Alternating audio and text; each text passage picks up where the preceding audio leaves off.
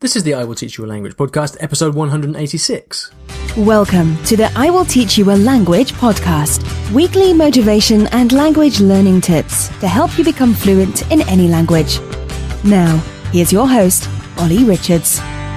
Good morning, everybody. Welcome back to the I Will Teach You a Language podcast. Thank you very much for listening. If you're new here and you're learning a language, or trying to, then you're in the right place. This is where I talk to you about language learning, give you some of my experience about learning languages, from my experience of learning about, give or take, about 10 languages, most of them really badly, but nevertheless, having the experience of going through that language learning journey and figuring out quite a few, I guess you'd call them truths along the way, commonalities, things that make language learning easier rather than harder. And today we've got a question that links what many of us dream about doing. It's the link between actually learning a language and then having the opportunity to go to the country to put it into practice and experience the local culture and everything else that brings. Before we do that, I would like to thank the sponsors of the show.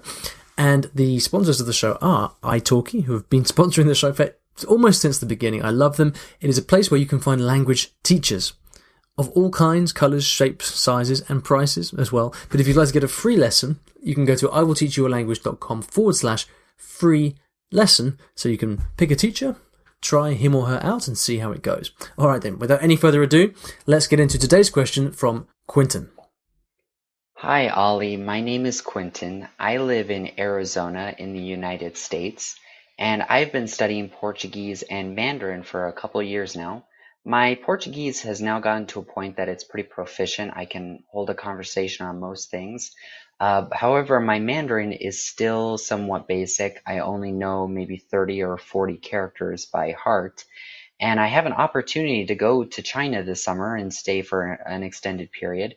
And my question is there anything you could suggest to help improve a little bit more? I only have about 2 months before I'll be going. Some people have suggested that I focus on learning all the radicals and phonetic symbols in order to learn more of the characters more easily. However, other people have said that with how little time I have, it would probably be better to just focus on the pinyin and on the verbal spoken language more so than anything else. But I'm not sure if that'll help me when I'm trying to learn the written language while I'm there.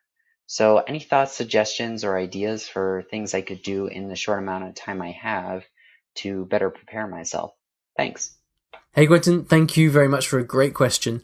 And wow, that's so cool. You're going to China. I'm so jealous. I'm sure everybody else listening is jealous as well. I hope you have a really great time, and I'm sure you're really, really excited. There's two things you've got to think about here. The first thing is, what are you actually going to do when you're there? Are you just going to hang out? Are you going to stay with the host family? Are you actually going to be in a school? That's the first question. The second question is, and this is probably the most important question, what will you be able to do, or what will you have the opportunity to do when you're in China that you don't currently get the opportunity to do in Arizona? Now, the thing about Chinese is that you've got these two strands. All right, you've got to learn to read and write. Well, you don't have to, actually, but most people want to. You've got to learn to read, let's say, and then you've got to learn to speak. And although they're obviously very closely linked, you don't necessarily need one or the other. Now, we're not going to get into a discussion here about whether or not you should learn to read and write Chinese characters, because we've done that elsewhere. And also, I don't know that much about your situation, Quinton, so it's difficult for me to comment.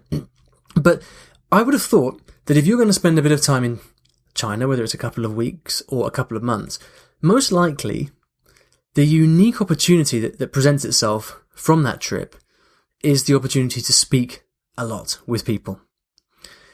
When it comes to reading and writing, if that is an aim of yours, if it's something you want to work on, you don't have to be in China to do that. You know, you can do that perfectly well in your room at home in Arizona.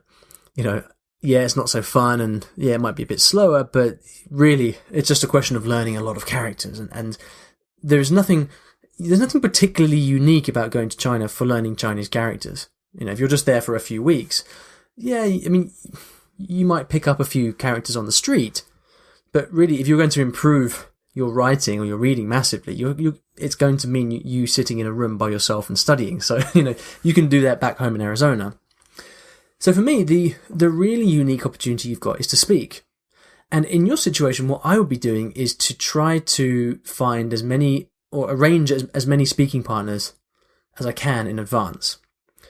What I found when I went to Hong Kong was that everybody spoke to me in English in the sort of circles that I moved in. So the way that I got my speaking practice was actually going on websites like conversationexchange.com and actually looking for local people in Hong Kong who were up for doing language exchange.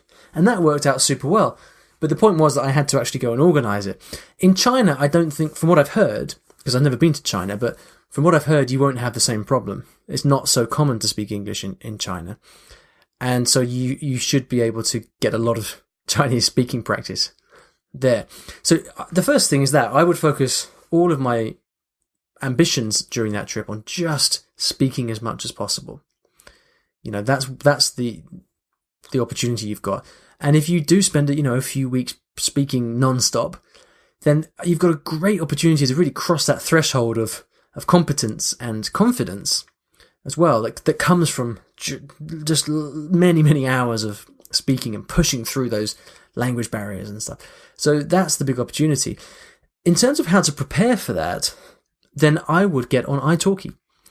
As you know, you can get a free lesson at iTalki, IWTYAL.com/free lesson. So use that if you haven't already. I would find a couple of tutors on iTalki and I would just be speaking with them every day. It's very affordable to get spoken Chinese practice online.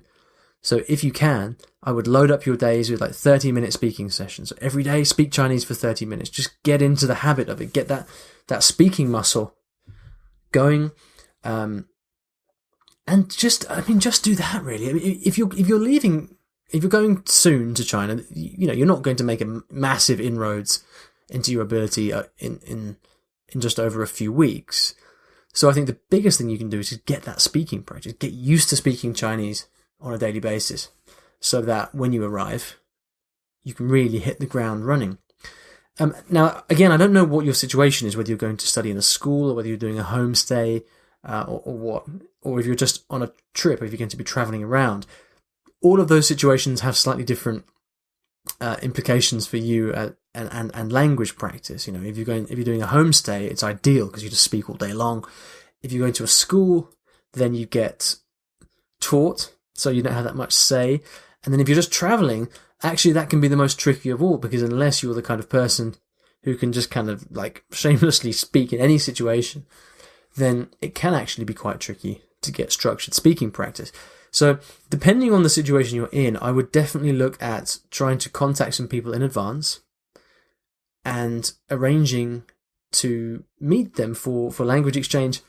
And the cool thing about that is then that's also a really good way to make friends, and they can show you around the local place where you are. That's especially good if you're just going to be staying in one place.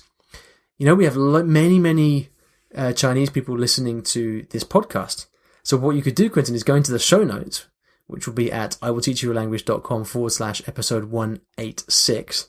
Let us know where you're going to be going, and we might have some listeners here who will be able to reply, and maybe they'd invite you to go for some food or have a chat in Chinese or something like that. It would be so cool if I could connect you with other people locally where you're going. So go and let us know some more information in the comments. And if you're in China, if you're Chinese, and you'd like to help Quinton out and maybe show him around, depending on where he's going, go and reply in the comments and let him know and invite him to get in touch. I'm sure that would be most welcome.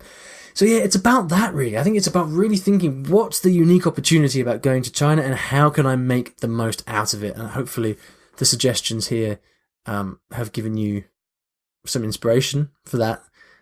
And I hope you have a great time. Let us know how it goes. If you would like to ask me a question like Quinton did, you can go to IWTYALlanguage.com/ask. And if you'd like to leave a review on the show, that would be most welcome because it helps other people find the podcast. So just go to the iTunes store, search for I Will Teach You a Language, and you can leave me a review there. I'd love you forever if you did that. Now, at the end of every episode, I'd like to leave you with a resource of some kind on the topic of the show. And this resource for today is actually a recent podcast episode that Quinton, you should definitely listen to because it will be good preparation for you. It's episode 153. And it's tips for learning languages abroad. I recorded this at the new year whilst I was in Hong Kong, so it was really on my mind at that time. So have a listen to that if you are planning a trip abroad at any point this year. check out this episode as well, because it will really give you some ideas on how to focus your time so you make the most out of it. Thank you very much for listening. I'll see you back in the next episode for a very, very special one indeed. I'm not going to tell you what it is, but you'll just have to listen back for that next week. Talk to you soon. Bye-bye.